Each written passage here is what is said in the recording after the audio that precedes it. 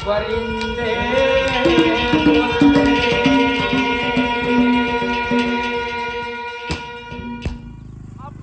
मैं बचपन से ही चीज का शौक रखता हूँ। ये शिक्षा मैंने मेरे फादर और मदर से मिली है।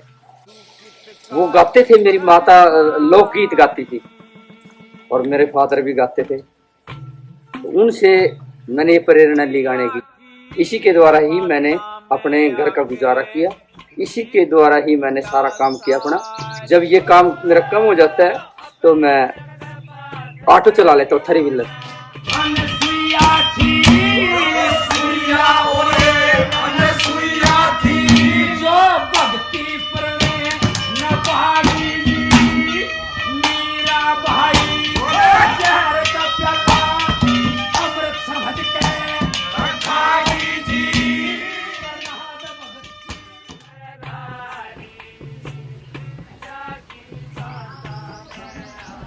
मैंने ये सोचा बचपन से अच्छी संगति में बैठे कि मैं अच्छे गीत गाऊं। अच्छी बातें सुनते थे, अच्छी कहानियां सुनते थे। रात को 1-1, 2-2 बजे तक हम अपने बुजुर्गों से कहानियां सुनते थे। वो शिक्षा हमें मिली है।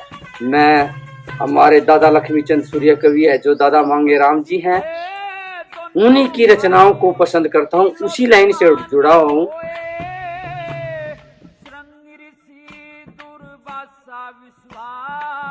आदमी के रोंगटे खड़े हो जाते हैं सुनने के बाद, आदमी रोने लग जाता है उनकी बातों को सुन के।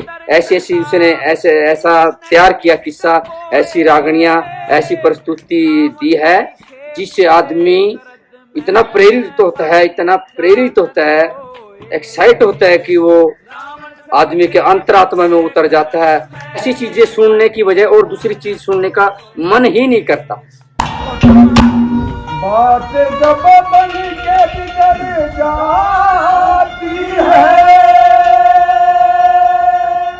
तो रूह इस तरह कसम खाती है। लेकिन मैं जो ज्यादा उनकी रचनाएं गाता हूँ, कथाओं के आधार पे, सांग के आधार पे, कबीर जी के शब्द हैं, यानी आध्यात्मिक चीजें ज्यादा गाते हैं, इन चीजों को पसंद करते हैं। और जो हरियाणवी अपना कल्चर है दादा लक्ष्मीचंद दादा मांगेराम जी का, उन्होंने ऐसा कुछ नहीं छोड़ा। ना तो ये चीजें दूसरे स्टेट में हैं इतनी बढ़िया, और ना मिलेंगी जो उन्होंने दैनिक जीवन में बता दी है।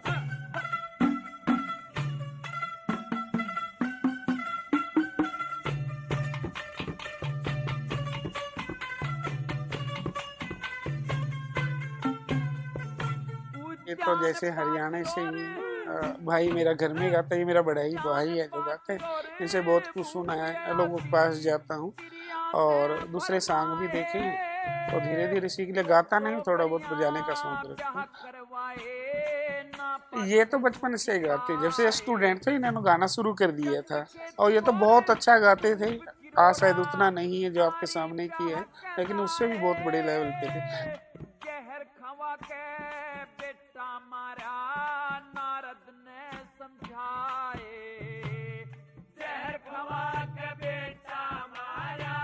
जैसे लोग सारा दिन काम करके आते, अब वो जमाना नहीं रहा। 10-15-20 लोग इकट्ठे बैठते थे, मनोरंजन करते थे, कोई मनोरंजन का साधन होता था, वो रिलैक्स हो जाते थे।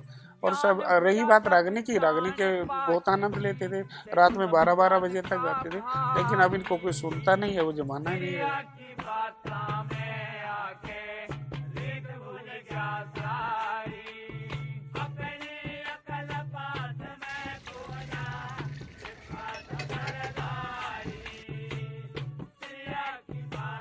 लेकिन अपने अंदर झांक के देखा परमात्मा तो तेरे अंदर बैठा हुआ है। कैसे तेरे घट घट राम बैठा। मैं हमेशा आज तक इस बात को मैं जागृत कर रहा हूँ कि मेरी ये हरियाणवी संस्कृति लुप्त ना हो। कुछ तो बिगड़ गया है अपना। ये ज्यादातर हमारे आजकल के लोग, क्योंकि एक घर में कई मोबाइल है, वो हर दिन इन बातों को नहीं बताने पाते, अपने बच्चों को टाइम नहीं देते। भी फलाने राजा के साथ क्या हुआ, उसने क्या किया। तो ये हम बातें अपने बच्चों को नहीं बताते, जिससे हम अपने फर्ज को भूल जाते हैं और सही दिशा नहीं पकड़ सकते।